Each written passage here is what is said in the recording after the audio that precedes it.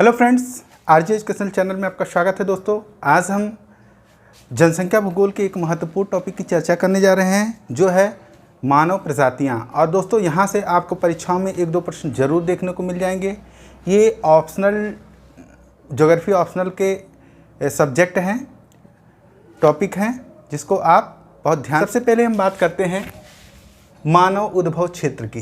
तो इसमें मानव उद्भव क्षेत्र में कुछ विद्वानों ने अपने विशेष मत दिए हैं। तो जैसे कि टेलर महोदय हैं, टेलर महोदय ने कहा कि मानव का जो उद्भव है वो मध्य एशिया है।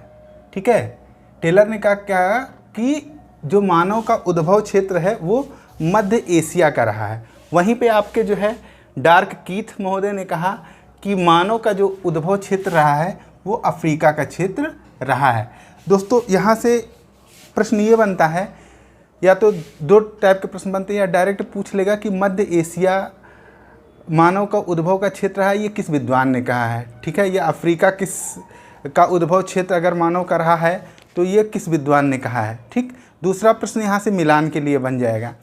आइए अगले टॉपिक की हम बात करते हैं। तो एक प्रश्न बनता है कि क्रम का प्रश्न बनता है यहाँ से।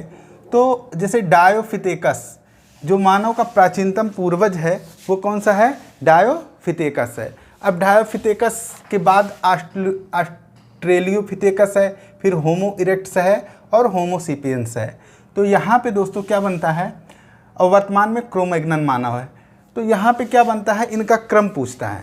यहाँ से इनका क्रम पूछ लेगा कि ये किस क्रम में है। तो सबसे प्राचीन डायोफिथेकस है, ठीक है, और सबसे वर्तमान में जो है क्रो-मैग्नन है। ठीक है, अब देखिए अगला जो प्रश्न बनता है इस टॉपिक से, मानव उद्भव क्षेत्र से, उसमें पूछता है प्रवास कटिबंध सिद्धांत, प्रवास कटिबंध सिद्धांत या कटिबंध स्तर सिद्धांत, अर्थात माइग्रेशन जोन थ्योरी, ये किस विद्वान ने दिया है। तो दोस्तों, ये प्रतिपादक हैं इस सिद्धांत के ग्रिफिथ टेलर। तो ग्रिफिथ टेलर ने जो है इस सिद्धांत का प्रतिपादन। प्रजातियों के वर्गीकरण से प्रश्न पूछता है। तो देखिए यहाँ पे विभिन्न विद्वानों ने कई प्रकार से प्रजातियों का वर्गीकरण किया है। कुछ ने जो है बालों के आधार पर वर्गीकरण किया है, कुछ ने जो है कद के आधार पर वर्गीकरण किया है, कुछ विद्वान जो है इन्होंने रंग के आधार पर वर्गीकरण किया है। तो दोस्तों, इस तरह से जो है कई विद्वानों ने अपने अपने मत से विभिन्न तरीके से इसका प्रजातियों का वर्गीकरण किया है। इसमें कुछ वर्गीकरण महत्वपूर्ण हैं जिनके द्वारा किए गए हैं।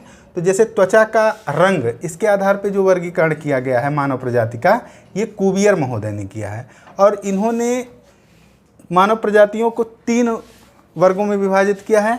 एक है काकेसाइड, दूसरा मंगोलाइड और तीसरा निग्राइड। ठीक है, जो काकेसाइड प्रजाति होती है ये श्वेत प्रजाति होती है, इनको ल्यूकोडर्म भी कहा जाता है। पीली प्रजाति को जो है कैथोडर्म कहा जाता है, और निग्राइड जो होता है ये काली प्रजाति का होता है, इसको मेलानोडर्म कहा जाता है।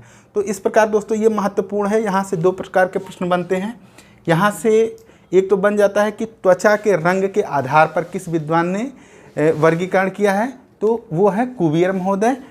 ठीक है, और इन्होंने कितने भागों में विभाजित किया है, तो 3 भागों में विभाजित किया है। इसके बाद देखिए बालों का रंग एवं बनावट के आधार पर दोस्तों किसने विभाजित किया है, तो मानव प्रजातियों को बालों का रंग एवं बनावट के आधार पर हैडन ने विभाजित किया है। ठीक है, तो इसमें यूलोट्रिकी, सीमोट्रिकी और लिपोट्रिकी, ये 3 प्रकार से इनका विभाजन किया गया है।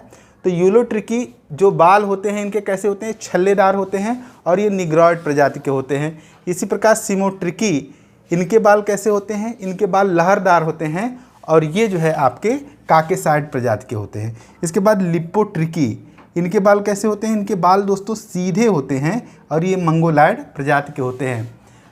ठीक है, ये 2 बहुत ही महत्वपूर्ण है दोस्तों। ये किसने इनका प्रतिपादन किया, ठीक है, और कितने भागों में विभाजित किया, ये 2 चीज़ आपको याद रखना है। इसके बाद देखिए कद के आधार पर जो विभाजन किया गया है, ये टोपिनार्ड महोदय ने किया। कद के आधार पर जो मानव प्रजातियों का वर्गीकरण टोपिनार्ड महोदय ने। फिर कपाल, यानी कि जो सर होता है हमारा कपाल, इसके सूचकांक के आधार पे मानव का विभाजन हुआ है। तो कपाल सूचकांक का एक फार्मूला इन्होंने लिखा है कि कपाल सूचकांक बराबर कपाल की चौड़ाई बटे कपाल की लंबाई गुणे 100।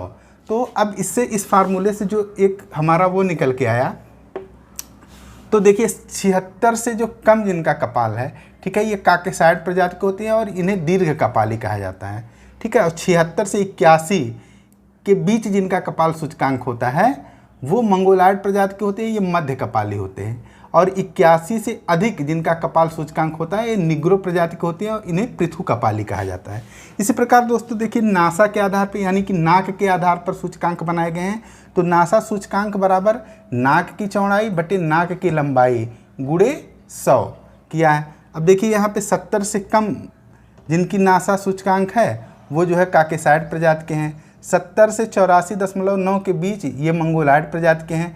और 85 से अधिक जिनका है ये चिपटी नाक वाले कहे जाते हैं, इन्हें निग्रो कल्प कहा जाता है, ठीक है, यानी कि निग्रोइड प्रजाति के होते हैं। तो इस प्रकार से दोस्तों यहाँ पे हमारे जो प्रश्न बनते हैं, मानव उद्भव से संबंधित प्रश्न बनते हैं, वो यहीं से बनते हैं। अगर इसको आप वीडियो को 1-2 बार जरूर देखेंगे तो आपको यहाँ से प्रश्न आपके छूटेंगे नहीं।